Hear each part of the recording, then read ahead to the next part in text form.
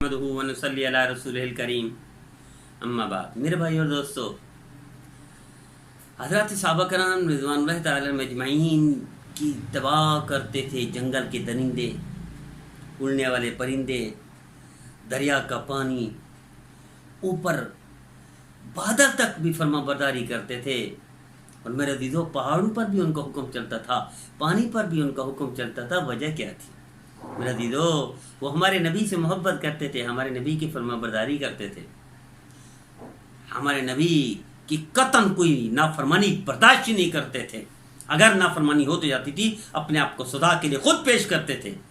میرے عزیزو، ہم کوئی ایک عضو سے بھی فرما برداری کر لیں تو پھر دیکھیں فرشتے اترتے ہیں یا نہیں اترتے۔ ہماری آنکھیں نافرمان ہیں میرے نبی کی، ہماری زبان ہے نافرمان ہے میرے نبی کی، ہمارے کان نافرمان ہے میرے نبی کے، ہمارا دماغ نافرمان ہے، ہمارا دل نافرمان ہے، ہمارے ہاتھ نافرمان ہیں، ہم سراپا نافرمان ہیں۔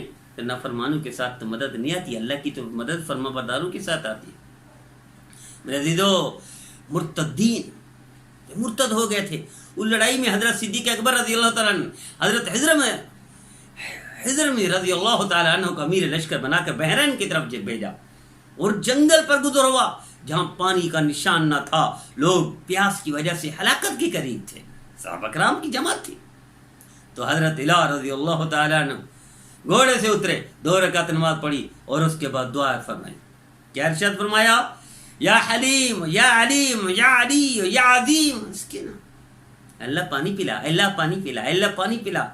میرا عزیزو، جیسے دعا فرمائی اور ختم کی حضرت حضرت رضی اللہ تعالیٰ عنہ، تو میرا عزیزو ایک نہایت معمولی سا بادل اٹھا، فوراً برسا، اس زور سے برسا کہ سب لوگوں نے خود بھی پیا، برتن کو بھی بھر لیا اور سواری کو بھی پلا دیا۔ یہ کیا وجہ تھی؟ یہ بادل فرما بردار تھے۔ کیا وجہ تھی؟ ہاتھ اٹھاتے تھے، قبولیت کے اثرات دیکھتے تھے، ہاتھ اٹھاتے تھے، فرشتے آتے تھے، ہاتھ اٹھاتے تھے، جو چاہتے تھے بنوا دے۔ کیا رہا؟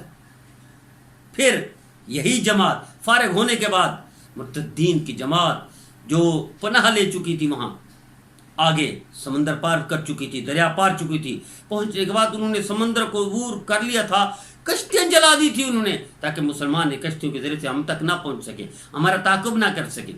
پھر حضرت رضی اللہ عنہ سمندر کے کنارے پہنچے، 2 رکعت نفل پڑھے اور پھر دعا کی، یا حلیم یا علیم یا علی یا عظیم، اللہ اکبر۔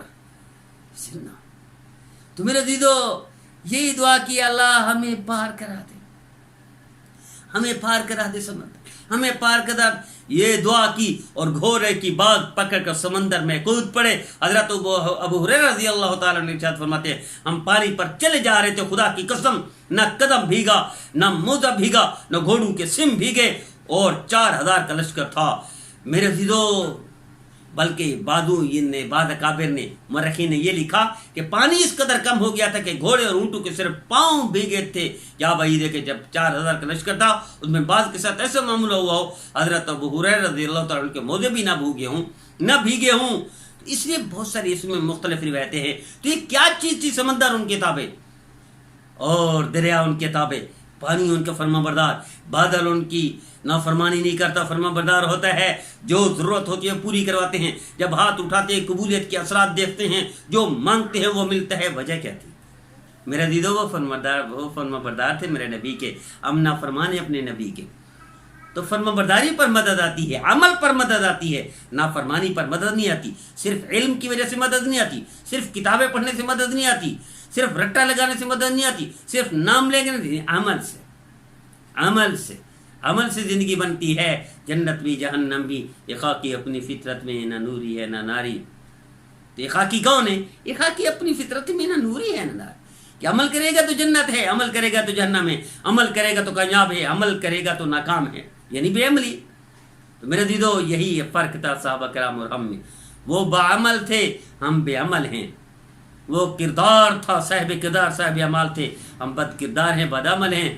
کیسے ان جیسے اعمال ہیں، کیسے ان جیسی مدد آئے گی، کیسے ان جیسا کرم ہوگا، کیسے ان جیسی قبولیت ملے گی؟ آئیے آج سے طے کر لیجئے، ہم ان کے نام لینے ہیں، انہی جیسا کردار، انہی جیسے اخلاق، ان جیسے اعمال بنانے پڑیں گے۔ اللہ آج بھی وہی اللہ ہے، اسی قدرت کے ساتھ موجود ہے، اور وہی دریا، وہی پانی، وہی بادل وہی سب کچھ آج ہے، لیکن ہم نافرمانوں کی یہ تابعداری نہیں ہے، یہ فرما برداروں کے ساتھ معاملہ ہے۔